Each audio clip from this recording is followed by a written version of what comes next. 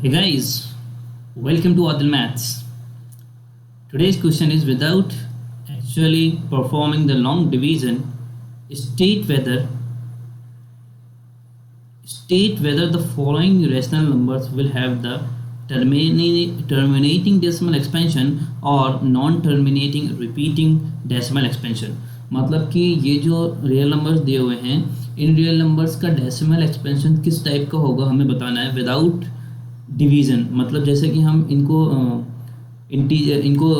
Change करते हैं decimals में by the use of division, तो हमें बिना डिवाइड करे इनका डेसिमल एक्सपेंशन किस टाइप का होगा, टर्मिनेटिंग डेसिमल होगा या नॉन टर्मिनेटिंग रिपीटिंग, ये हमें बताना है। ठीक है, तो इस टाइप के क्वेश्चन में हम क्या करते हैं कि जो डिनोमिनेटर होता है, जैसे कि फर्स्ट क्वेश्चन है हमारा,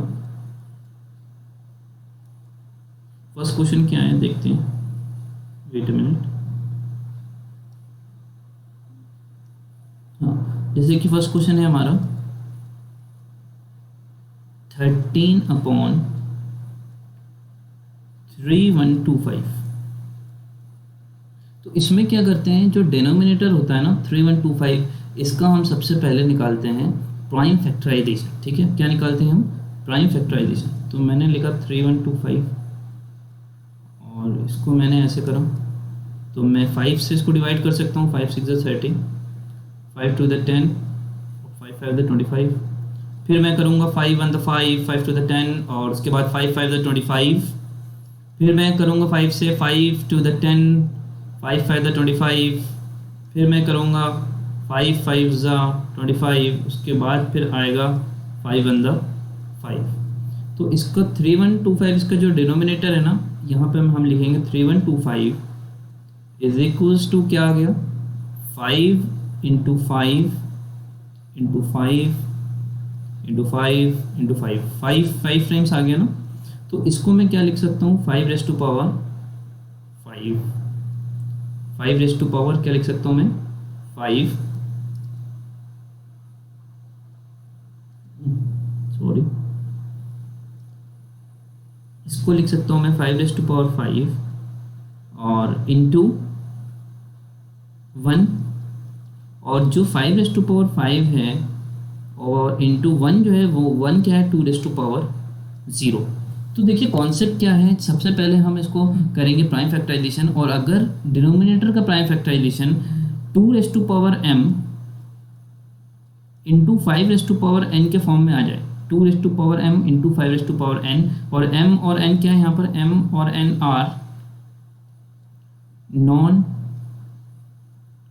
negative, m and n are non-negative integers। ठीक है, नॉन निगेटिव इंटीजर्स, m और n क्या है, नॉन निगेटिव इंटीजर्स। मतलब कि m और n 0 1 2 3 कुछ भी हो सकते हैं, निगेटिव नहीं हो सकते। तो देखिए अगर इस फॉर्म में आ जाए हमारा प्राइम फैक्टराइजेशन डिनोमिनेटर का, तो ये जो डेसिमल होता है ये टर्मिनेटिंग होता है। कैसा होता है ये डेसिमल, टर्मिनेटिंग। तो इसका डेसिमल का एक्सपेंशन, मतलब इस रेशनल नंबर का डेसिमल एक्सपेंशन क्या होगा, टर्मिनेटिंग। देखिए क्योंकि ये आ गया, it is of the form 2 raise to power m into 5 raise to power n के फॉर्म में आ गया, तो लिखेंगे its decimal expansion is terminating. ठीक है, its decimal expansion is terminating, is terminating. समझ में आ रहा है आपको ये कैसे कर रहे हैं हम, क्योंकि जब भी 2 रेज़ टू पावर m और 5 रेज़ टू पावर n की फॉर्म में आएगा, आप ये भी समझ सकते हैं कि अगर प्राइम फैक्टराइजेशन में 2 और 5 आ गया, सिर्फ ओनली 2 और 5, तो ये टर्मिनेटिंग होगा, और अगर 2 5 के अलावा कोई और भी फैक्टर आ गया तो ये नॉन टर्मिनेटिंग रिपीटिंग होगा। ठीक है, तो देखिए अब अगला क्वेश्चन है, मान लीजिए 17/8। अगला कौन सा है, 17/8 है। तो देखिए, तो 17/8 जो है सेकंड क्वेश्चन में, तो अगर हम 8 को देखें तो 8 होता है 2 रेज़ टू पावर 3, और 2 raise to power 3 into 5 raise to power 0 भी लिख सकते हैं, 2 रेज़ टू पावर 3 इंटू 1। तो ये 2 raise to power m into 5 raise to power n की फॉर्म में आ गया ना इसका डेसिमल, इसका प्राइम फैक्टराइजेशन। तो ये क्या होगा, it's decimal expansion is terminating, it's decimal expansion is terminating. ये बात समझ में आ रही है आपको? तो किस तरह से कर रहे हैं, इस तरह से करा जाता है ये।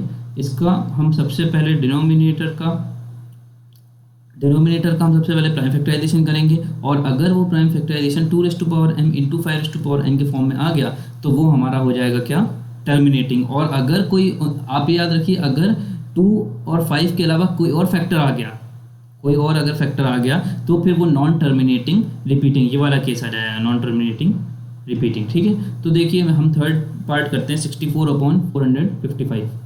थर्ड पार्ट क्या है, 64/455। तो 64/455 में 455 का अगर हम प्राइम फैक्टराइजेशन देखते हैं, 455 का प्राइम फैक्टराइजेशन देखें अगर, तो ये 5 से डिविजिबल है, तो 5 9 द 45 और 5 1 द 5। ये 7 से डिविजिबल है, 7 1 7 और 2 9 7 3 द 21 और 13 इंटू 1। अब देखिए यहाँ पर 455 में सॉल्यूशन में अगर हम देखें तो 455 इक्वल्स टू क्या आ गया यहाँ पर, 5 into 7 into 13।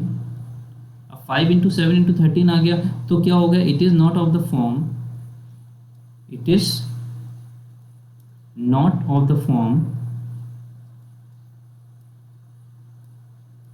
2m into 5n, so its decimal expansion will be, its decimal expansion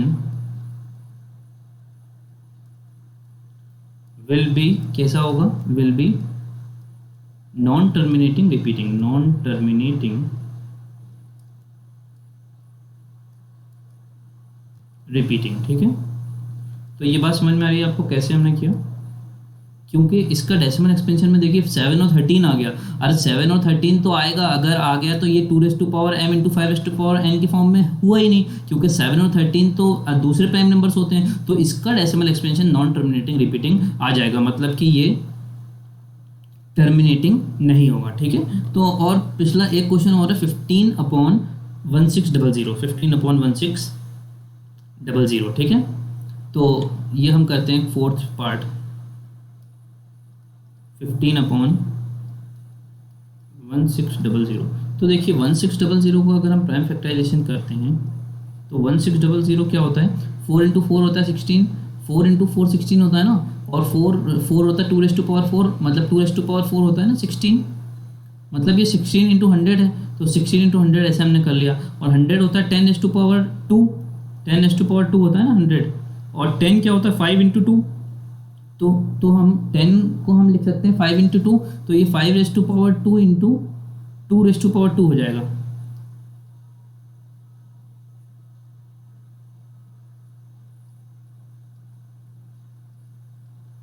ठीक है, तो ये फाइनली आ जाएगा 2^6 इंटू 5^2। तो ये इसका प्राइम फैक्टराइजेशन 1600 जो इसका वो था, क्या था डिनोमिनेटर, उसका प्राइम फैक्टराइजेशन आ गया 2m इंटू 5n में। तो इसका मतलब क्या हुआ, it's decimal expansion is terminating, है ना, इट्स डेसिमल एक्सपेंशन